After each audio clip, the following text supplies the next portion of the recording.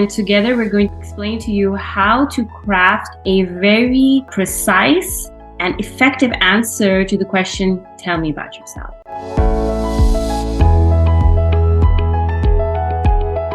Let us be fair to ourselves, because most of the time we downplay ourselves.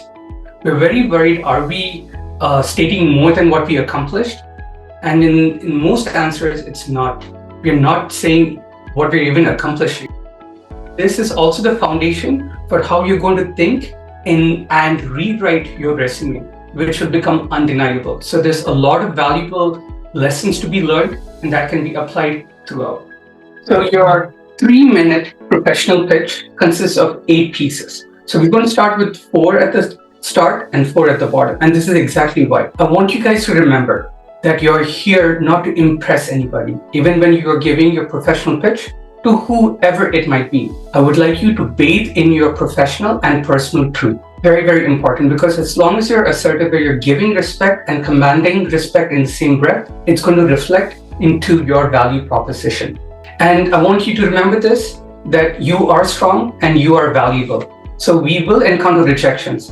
And most of the time, having been a manager in executive leadership, I'm telling you this, most of the time, it's not about the candidate, it's about the needs, or it could be something very illogical. So remember to bathe in your truth and find that out. And we're going to help you do that today. Okay? So the first thing what I want to start with is, why are you interested to work in the field that you're in?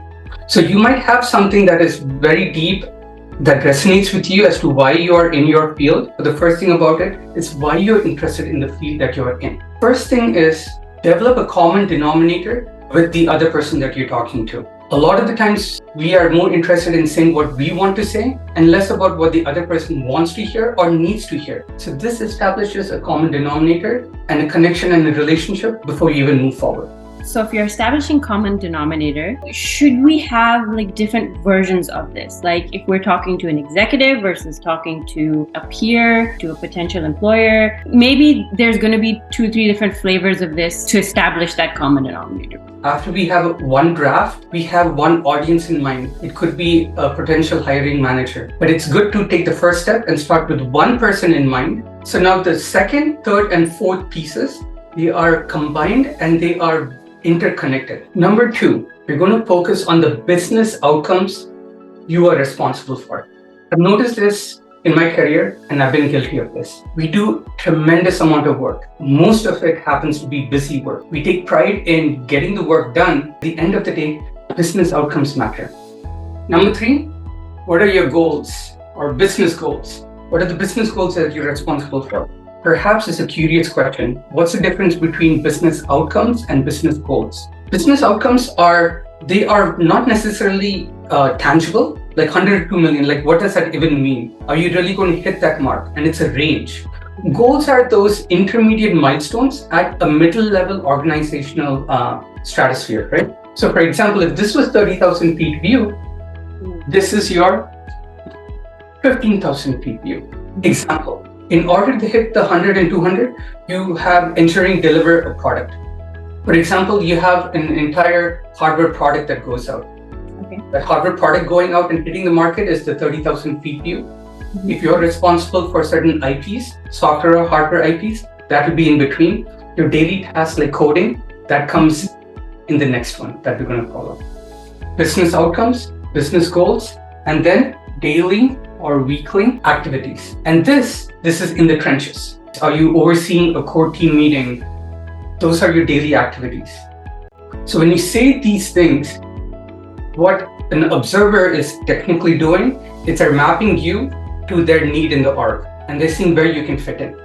So when you're talking to a potential hiring manager, recruiter, this really helps to see it from a business vantage view and how you can actually be in the right seat in the bus in their organization. You start extracting business outcomes, goals, and you start lining it up in a way that people can go from the top down so they can ease into the details. We live in our trenches, so we know things inside out. So you are navigating them, putting enough breadcrumbs for them to understand and intercept you where you're comfortable. And if you're working for like a Fortune 50 company or Fortune 500 company, a lot of times the high-level views, the mid-level views are communicated to employees in their all-hands meetings. So look to those sorts of communications to extract the kind of metrics and the kinds of goals that you could use for your pitch. We don't tend to ask questions. We have a vested interest because of filling up this form to go and try to make sense of that.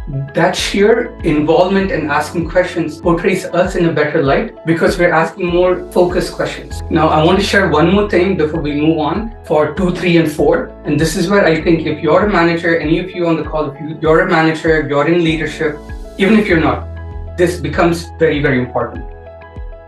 So when you're working the trenches, okay, let's think of the concept of a bunch of us are getting together to move a rock. We got to eat food, we got to develop some power, right? So this is working the trenches, how we develop the power, energy, things like that. Now your goals is how you apply force. This is how you have done enough power, built enough power and energy, and you can apply the force. But what if you're all pushing in different directions? It's not going to move. We're not going to move where we want it to move. So number 2 is your direction.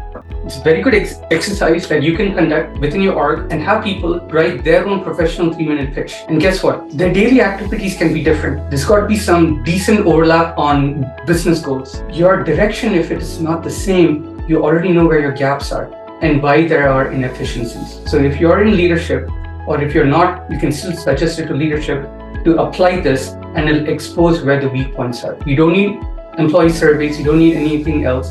This would really help a lot. Now, coming to why I drew the line here. I've said half of what I have to say. Are you interested in hearing the second half? And if they are interested, you have paused to let them know that you not only speak, but you're also a listener. And that has tremendous value. So this is a good time for you to collect your thoughts. If you noticed here, you're only saying the business outcomes goals, you're focusing on what is not you, which will already differentiate you from everyone else. Because when someone says, tell me about you, you talk about where you came from, you talk about, it's all about me. However, in here, you're talking about the business outcomes and goals.